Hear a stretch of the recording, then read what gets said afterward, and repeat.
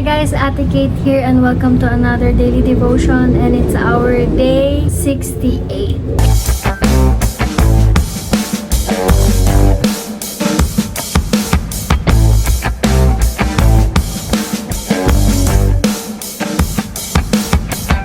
Days na lang at matatapos na ang ating daily devotions, but hindi nagtatapos ang ating mga sharing of Word of God. Wait for me to prepare everything kasi sobrang busy ko talaga nowadays and super pagod always, but di tayo susuko sa pag-share ng Word of God dahil ang Bible verse natin ngayong araw na to ay napaka-special. At bago ang lahat, let's pray first. Lord, salamat po sa araw na ito at iningatan nyo kami saan man kami galing, saan man kami pumunta, at alam ko na kasama ka namin palagi. Tawarin niyo po kami sa aming mga kasalanan at naway ko magsalita sa word na to because I am nothing without you, God Jesus. Let your Holy Spirit lead us. In Jesus' name we pray.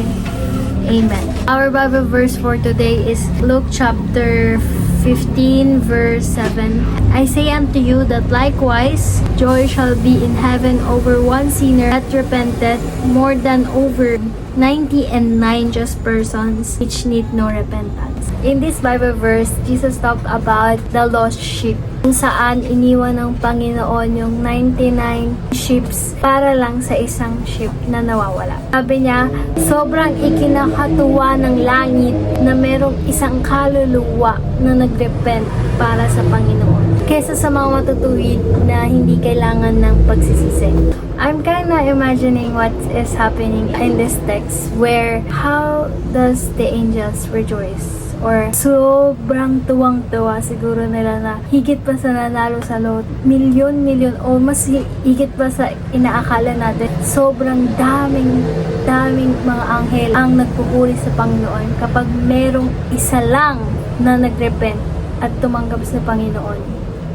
It must been so wow, sobrang ganda. Kaya I was reminded why us Christians have to share the Word of God, because we need to see this. We need to let God be happy. We need to save more people, because if they are not saved, alam nyo naman kung saan sila mapupunta, diba? Buong buhay nila forever, hell, forever impyerno. Sobrang hirap nun. Ayaw na Lord ng ganun. Kaya kapag merong isang kaluluwa na nagsisisi, sobrang saya nila. At yung mga saved na, ang kailangan natin gawin ay gabayan yung mga taong hindi pa safe. Tulungan sila na makita at malaman yung katotohanan na nanggagaling sa Panginoon. Maging mabuting ehemplo tayo sa kanila. Which is, yung, kung naalala niyo yun sa prodigal son, yung anak niya doon nagselos kasi nag-enjoy, nag-rejoice yung kanyang papa nung bumalik yung kanyang anak na suwail. Tapos nagselos siya, bakit ganon siya? Mahal mo, binigyan mo ng kung ano-ano, tapos ako, hindi mo man ako binibigyan ng special na mga bagay. Pero actually, sabi ng ama sa kanya, ako'y sa'yo na, lagi na kitang kasama. At hayaan mo na akong mag-enjoy at maging masaya dahil merong nawala. Kung kapatid mo ay patay, ngunit siya'y nabuhay muli, siya'y nawala at ngayon natagpuan na siya. Ibig sabihin, God wants us to celebrate for these lost souls. Hindi tayo dapat mainggit. Hindi tayo dapat mag-isip ng masama laban sa kanila, kundi hayaan natin yung Panginoon na i-bless sila.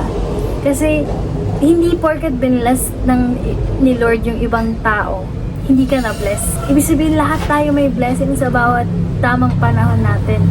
Kaya hindi mo kailangan mainggit. Kasi i-bless ka ni Lord sa tamang panahon, i-bless ka ng Panginoon sa kung kaya mo nang i-handle yung blessing na yun. So, be grateful to God that He is with you forever and you don't have to compare yourself to others.